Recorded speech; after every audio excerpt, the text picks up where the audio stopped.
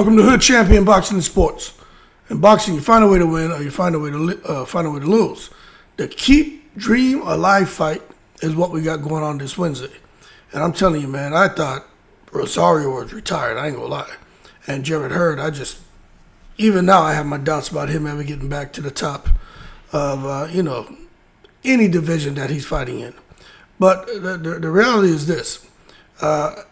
If Rosario can't get past Hurd, he'll probably never make it back to the top of any weight division. If Hurd can't get past Rosario, he might as well stick a fork in himself. But this Pro Box TV, man, they've been doing pretty good. I think more people should tune in to Pro Box TV. It kind of reminds me of I think it was ESPN Tuesday Night Fights. But anyway, man, they're putting on some pretty good boxing matches. So this Wednesday, they're going to have a big fight taking place in Plant City, Florida, where Rosario and Hurd are actually going to scrap. And I think this fight, in my opinion, they're fighting for their careers. Now, Hurd is 25 wins, 3 losses, 17 KOs, and Rosario's at 24 wins, 4 losses, and 18 KOs. So you can see both these guys can tranquilize you. I think with Hurd, I know with Hurd what he was doing before is he would just outwork you, overwhelm you, man, and just get you out of there. Like his work rate was ridiculous and his chin. But he's just not that guy anymore. And Rosario had the big power, but his chin seemed to have gone in the last few years as well. But both held the IBF Super Welterweight World Title, but they now seem to be campaigning at middleweight. Now they have mixed records, but I tell you what you know when it comes to these two guys is they're going to fight, but neither one of them can afford to lose. Now the thing about Hurd, this is the thing. Let me pull up this article. I want to kind of go over something here with you to talk about Hurd. Now with Hurd, what it says here, right? It talks about his talent, right? And it talks about how he eased his way through the ranks to claim 19 straight victories and earn his first world title shot. And I'm going to tell you, that Hurd that had them 19 straight victories, that guy was a problem. But in boxing, sometimes you see a guy, or you see a fighter just blazing through every fight. Then all of a sudden, it's like they just crash and burn. It's like you can't make sense of what happened. Like how does someone who's just on this terror, you know what I'm saying, all of a sudden just in one fight just fizzle out. And that's Hurd's story. It's when he ran into Julian Williams. It's like ever since then, he's never been able to rebound. But anyway, man, he got his first world title shot, man.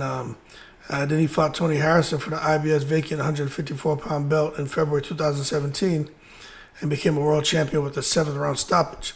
Now, for those of you who don't know who Tony Harrison is, Jamel Charlo fought Tony Harrison, and, I think they robbed Jamel. But anyway, Tony Harrison beat Jamel, became a champion, but then Jamel came back and knocked him out. Then Tony Harrison, he last fought in Australia against Tim Tszyu, where Tim Tszyu damn near killed him, which I didn't expect that, but it is what it is. But after Hurd fought Harrison, he went on to have 3 successful title defenses, where he clipped Austin Trout. Now, Austin Trout is a guy, I'll tell anyone, boxers need to follow Austin Trout, because Austin Trout was fighting any and everyone, getting his money. He wasn't about to sit out the ring 1 or 2 years inactive. Austin Trout was fighting. He didn't care if he's getting paid $2-3 million, $500,000, $250,000. He was just out here getting that money. And he's still out here fighting, which is crazy. Bare knuckle boxing and everything else. But anyway, man, he stopped Trout, and then he went and fought Arizona De Lara, where he dropped Lara. I think it was that last round. And that helped him to secure that split decision. And also to collect a joke of a belt, which he went on to collect a minor IBO belt, knocking out a guy, Jeison Welburn. But the problem is, like I said, with J-Rock, is when he came out here and faced Julian Williams, I'm going to tell you, I didn't expect that. I didn't expect that, man, to see him go out there, man, and get defeated by Julian Williams. I just didn't expect that. I was shocked to see him get the bing bings put on him like that. I just didn't expect that. But anyway, to come back now, man, and supposedly have this newfound method of training and not just getting hit and trying to be more of a boxer. And let me tell you something. He can say what he wants, but when this guy came back and lost a split decision to Luis Arias, I said, this is over for Jarrett Hurd. If you can't beat Luis Arias, then it's over for you, man. And I know he was coming off of inactivity for 18 months, but I'm not so sure how far he's going to go. But anyway, man, he's moving up to middleweight where he's been 0-2 since March of 2023. And, you know, I just don't know what he plans on doing when he gets in here to fight Jeison Rosario. Hurd goes on to say that he can't really speak for Jeison Rosario, but for him, he feels it's a make-or-break fight. And he feels like if he can't get a win over Jeison Rosario, that answers a lot of questions. Will I make it back to that top level? And I'm telling you right now, Jeison Rosario, man, I just don't think it's going to be an easy fight for Jarrett Hurd. But what I will say this is Rosario also faces crossroads. You know what I'm saying? This man out there in the Dominican Republic chilling. My aunt from Santo Domingo. My cousins are my first cousins, man. The pops from Trinidad. You know, of course, that's a connection with me. Then their mother's Dominican. So you know, I kind of these Dominican fighters. You know what I mean? I kind of get it. You know what I'm saying? I'm not saying I'm biased to one or the other, but when I see a Dominican fight, I'm like, okay, you know, it's kind of my people, you know. But anyway, Rosario, the reason I say that is because I understand out there in the DR, when you make some money, especially out here in the U.S., making them U.S. dollars, and Rosario made a few $1 million from boxing, you go back out to the Dominican Republic, man, you know, your life has changed forever. Your life is good. And the reason I'm saying that because when it comes to Rosario and how he's facing the career crossroads, what's his motivation now? He out in the Dominican Republic. Man, is nothing he has to worry about financially. What are you doing now? You know what I'm saying? But he comes back now, and I know he's 4 years younger than Jarrett Hurd, and let me tell you something. I just don't know how much he's got left in the tank. Now, we know what he was, but you can't help but, you know, it gets thrown around all the time, but the goddamn, when you're waking up in silk pajamas, I just can't help but wonder, what's this man's motivation? But anyway, when he first started his career, he fought his first 12 fights in the DR. Then he came to America in 2017 and had his debut fight here, and he lost. Got stopped by Nathaniel Gallimore in April.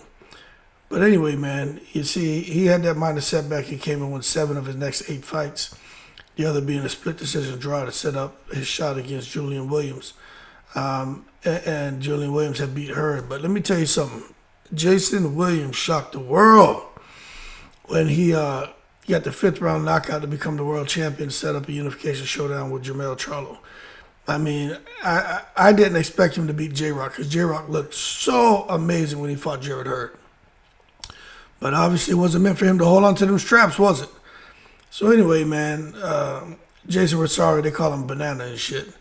But I know a lot of my friends from like Puerto Rico, Dominican Republic, they eat a banana with their food, their rice, everything is supposed to help for digestion.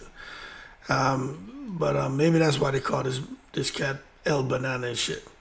But he was competitive with Jermell Charlo, somewhat, but he did get knocked down 3 times, and then that weird knockdown where Charlo stopped him with a shot to the body, like a jab to the body. I never seen nobody react like that. But anyway, I thought the dude was gonna die the way he was seasoned up in the ring. But to see Rosario, you know, coming back, man, and trying to get back to his winning ways, fighting Hurd. Look, man, I don't know. I don't know. But whoever matched these guys up, they obviously know it's a do or die fight. When you got guys backed into a corner, look, they know they got to come out swinging. Both of these guys are in the same position, to be honest with you, and it's a precarious position. But we're going to see, because I think the fight is an intriguing fight, and who's going to win? You know, if you ask me to make a prediction,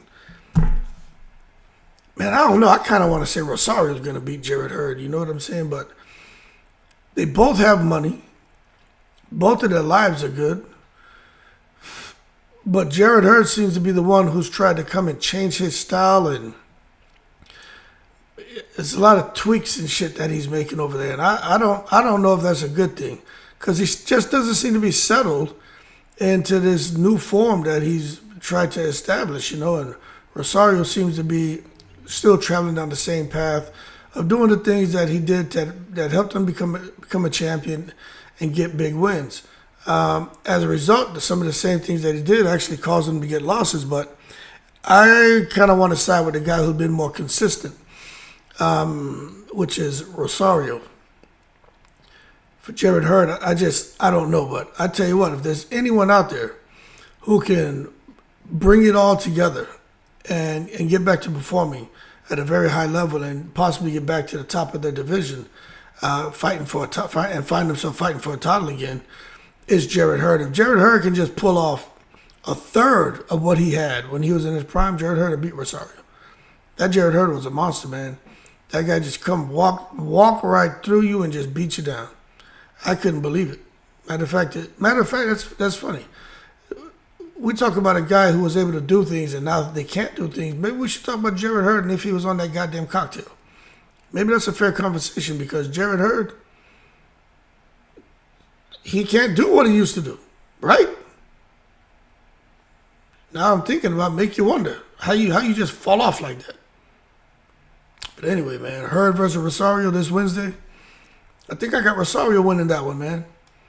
I like Jared Hurd, but something, I don't know, man. The more I think about it, something ain't right about old Jared Hurd. I know he had some stuff going on in his life, family-wise and stuff, but I don't know. But anyway, I'll be tuned in for that. That's this to me is one of the better fights that Pro Boxing's had on. And they have some pretty good ones, but this one here is a really good one. So I'll be checking it out. Y'all keep cool. I'm in the breeze.